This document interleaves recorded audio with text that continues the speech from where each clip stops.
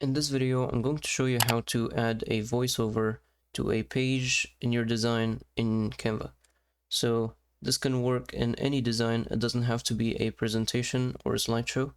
So so to get started, click on duration at the bottom and then click on add audio and then click on record voiceover. You can change your microphone by clicking on this icon and then selecting your microphone from this list.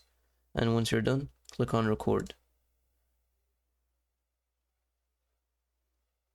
So I'm going to speak now just to test this feature, and I'm going to click finish.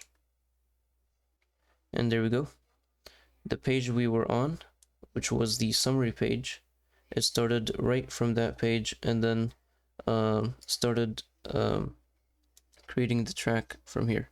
So if we test it, so I'm going to speak now just to test this feature, and I'm going to click finish. And there we go. And that's how we create a voiceover in a specific page in Canva. Of course, you can move the voiceover to whatever page you want.